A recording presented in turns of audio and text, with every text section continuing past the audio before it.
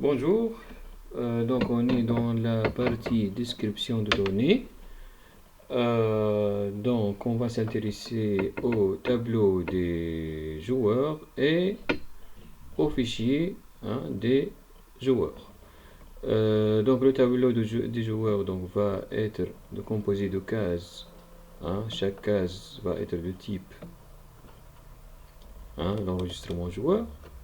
Donc l'enregistrement joueur va comporter les données d'un seul joueur. Donc on a l'ID joueur. Donc dans le jeu qu'on va, ou bien le stage qu'on va programmer, on va se contenter du joueur, le joueur humain, qui va donc contrôler toutes ces unités, et le joueur ennemi, c'est un joueur PC qui va contrôler cette unité et les unités qui vont être recrutées par la suite. Donc, dans notre exemple, l'ID joueur c'est un numéro d'ordre, donc on peut choisir 1 pour le joueur humain et 2 pour le joueur, c'est-à-dire ennemi. Un symbole à utiliser, par exemple par défaut, donc J pour joueur humain et E pour joueur ennemi. Donc on pourra avoir plusieurs joueurs ennemis, donc on va utiliser d'autres caractères F et D par exemple, etc. Donc dans notre cas par exemple on a ces deux joueurs par défaut. Toutes les autres informations on va les choisir conforme à ce stage par exemple. Donc on peut voir les données de joueurs, donc ou bien il y a des données qui sont c'est-à-dire listées ici, mais toutes les données sont dans le statut. Donc il y a alors le nombre de villages occupés, le nombre d'unités, entretien, revenus, etc. Donc ici vous voyez, donc il nous demande l'or, comme on a vu tout à l'heure, nombre de villages, nombre d'unités, entretien, revenus. Il y a aussi groupe allié. Donc on ne trouve pas groupe allié ici. Donc le groupe allié c'est 1 pour les alliés de joueurs humains et 2 pour les alliés de joueurs PC.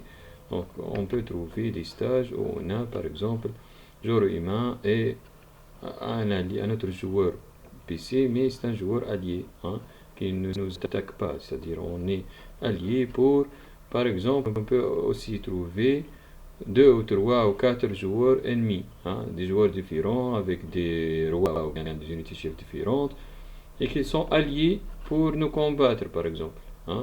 Donc on peut trouver même un autre groupe d'alliés qui est en guerre avec notre groupe allié et le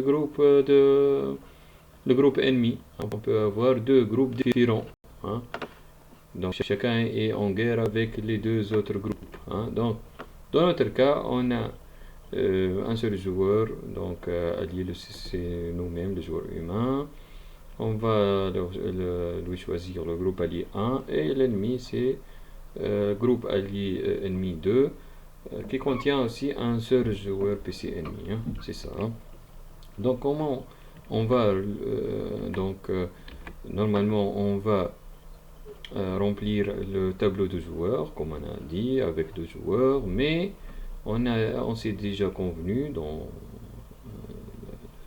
l'une des vidéos précédentes qu'on va remplir les tableaux à partir de fichiers et non pas à partir du clavier à chaque fois. Donc on va avoir un fichier correspondant au tableau de joueurs, le fichier joueur original.txt. Donc le fichier a toujours un nom particulier, donc bien déterminé. On ne va pas nommer le fichier n'importe comment. Donc chaque caractère est à sa place. Donc ce joueur contient des lignes. Chaque ligne va initialiser les données d'un joueur. Donc une ligne de ce fichier, on a donné ici un exemple, mais il y a aussi une remarque que pour le fichier des joueurs, seulement les 4 premiers champs sont remplis. Donc on va remplir dans chaque ligne les 4 premières, c'est-à-dire informations seulement. Parce que les autres informations, on peut les déduire d'autres fichiers, tableaux, etc.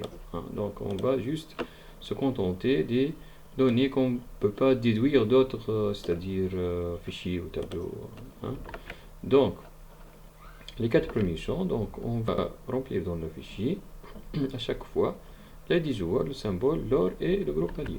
Hein. Donc l'ID joueur, par exemple ici, l'ID joueur c'est 1, le joueur humain, on a utilisé le symbole J, le caractère J, nombre de pièces d'or 100, mais on doit normalement, dans notre cas, donc suivre ici les nombres d'or et toutes les informations contenues dans ce stage. Hein.